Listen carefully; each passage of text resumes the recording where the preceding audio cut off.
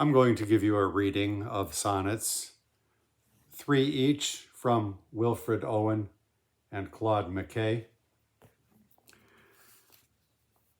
These books are rather slim, and if I keep on doing this, I will have to start duplicating myself pretty soon, probably. No matter. I've thought of bringing a bit of Longfellow into the mix, but not yet.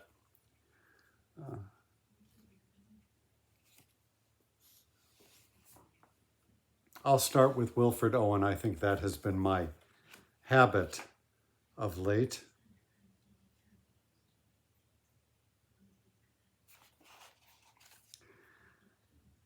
This one is titled The Peril of Love.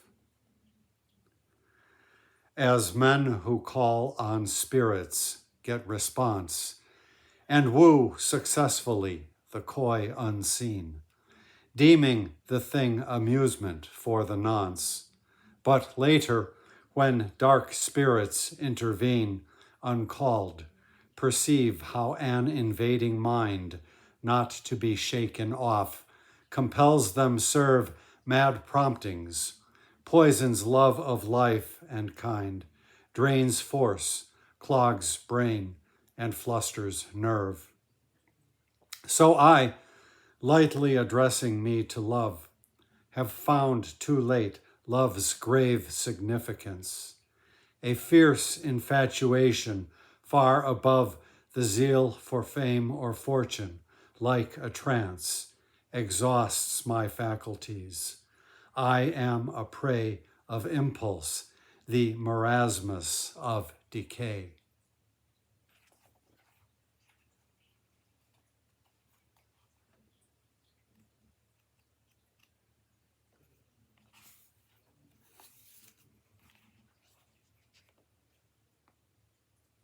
How do I love thee?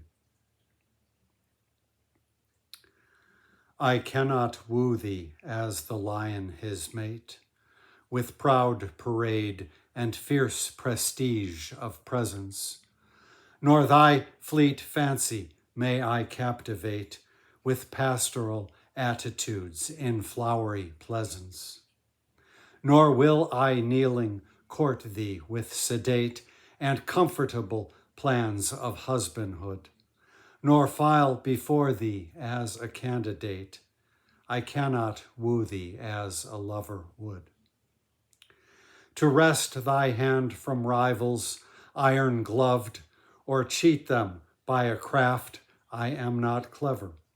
But I do love thee, even as Shakespeare loved, most gently wild and desperately forever.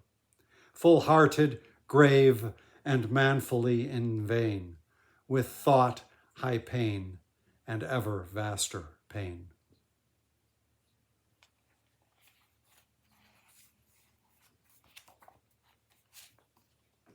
And I will close out Owen with his most famous, most anthologized sonnet,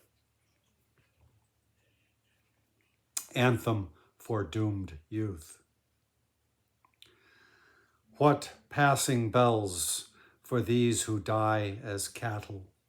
Only the monstrous anger of the guns, only the stuttering rifle's rapid rattle can patter out their hasty orisons.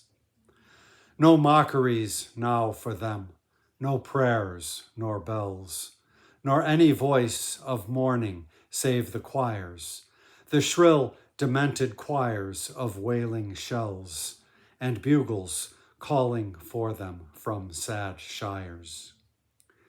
What candles may be held to speed them all?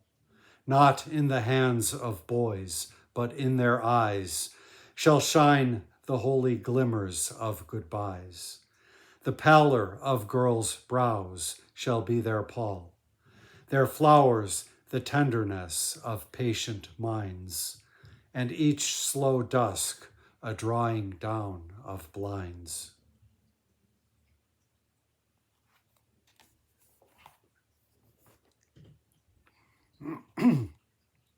And Claude McKay, I thought I would start with two of his more famous sonnets. Baptism.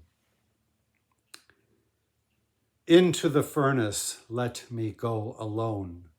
Stay you without in terror of the heat. I will go naked in, for thus 'tis sweet, into the weird depths of the hottest zone.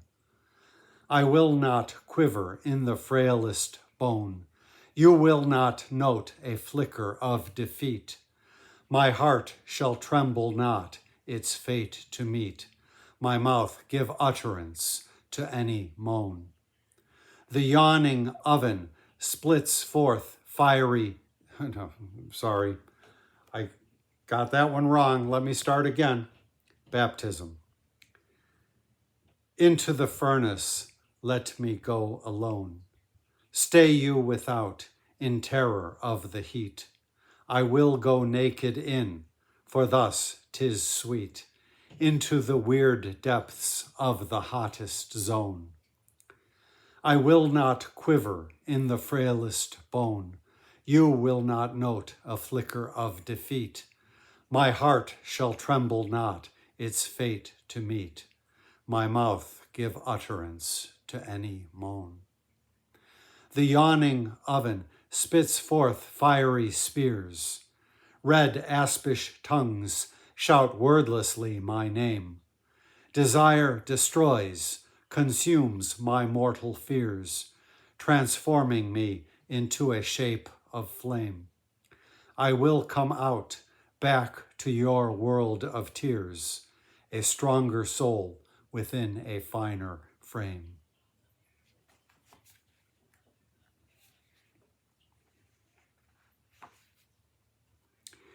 And for his absolute most famous sonnet, in my recording of it, I mentioned that I had looked all over online for a version of the poem by him, and they were all atrociously poor, just very poor renditions. And then I found one that was great, really well done.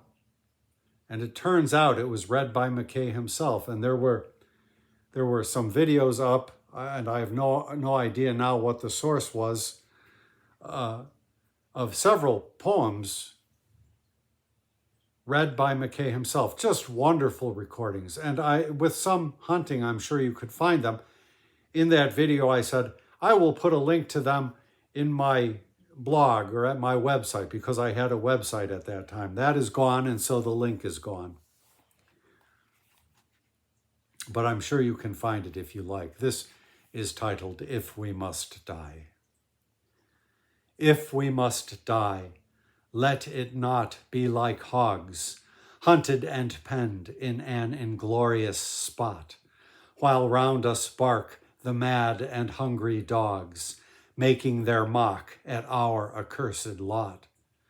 If we must die, oh, let us nobly die, so that our precious blood may not be shed in vain. Then even the monsters we defy shall be constrained to honor us, though dead. O kinsmen, we must meet the common foe. Though far outnumbered, let us show us brave, and for their 1,000 blows deal one death blow. What though before us dies? Oh, God. And that line, which has never been quoted more by anybody but by me, and I flubbed that up. Well, I'm really tired tonight. If you've looked at my channel, I've been pumping out so much. I was going to say SHIT, but I don't want to offend anybody. Pumping out so much stuff. Let me just start it again. If we must die. It's very suitable to our times. The note says that Winston Churchill read the poem in the House of Commons. I think that there's not 100% sureness about that. Somebody read it somewhere, is pretty secure, but whether it was Winston Churchill in the House of Commons or some other place or some other person, I'm not sure. It might be something of an urban legend. Of course, I will never go back to investigate the mystery anymore at this time. But if we must die,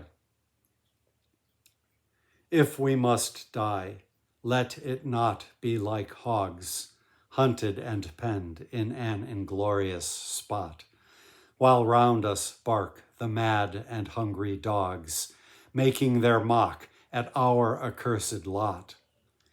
If we must die, oh, let us nobly die, so that our precious blood may not be shed in vain. Then even the monsters we defy shall be constrained to honor us, though dead. O kinsmen, we must meet the common foe. Though far outnumbered, let us show us brave, and for their 1,000 blows deal one death blow. What though before us lies the open grave? Like men, we'll face the murderous, cowardly pack, pressed to the wall, dying, but fighting back. This poem, and I think both of those, come out of the famous or infamous Red Summer of 1919. And I forget the publication they were in, but the spread of poems by McKay made an immediate splash, made him famous right there. But this much later, so 1919, it's more than 200 years later. And you have to recognize that this fight that we are in right now is the exact same fight. And so these words exactly apply to us now. What though before us lies the open grave, and kinsmen, we must meet the common foe.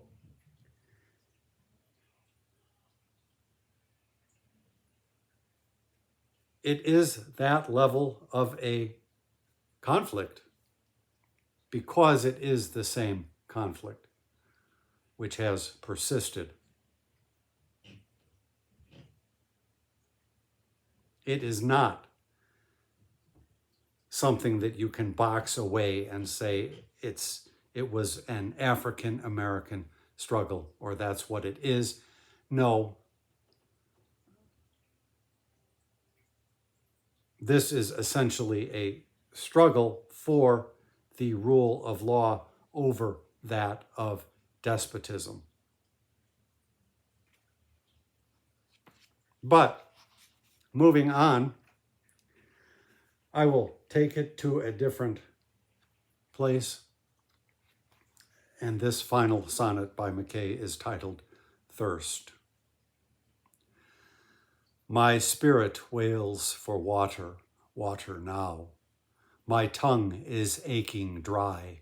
My throat is hot for water, fresh rain shaken from a bough, or dawn dews heavy in some leafy spot. My hungry body's burning for a swim in sunlit water where the air is cool, as in Trout Valley, where upon a limb the golden finch sings sweetly to the pool. Oh, water, water, when the night is done, when day steals gray-white through the window pane, clear silver water when I wake alone, all impotent of parts, of fevered brain. Pure water from a forest fountain first, to wash me, cleanse me, and to quench my thirst. So with that, I think I will keep on, whether I recycle poems by McKay and Owen. Nothing sustains me like those two poets, or whether I move into other voices, I don't know. But so it is. It helps me, and possibly through video be of some service to you as well. Thank you for stopping by my channel.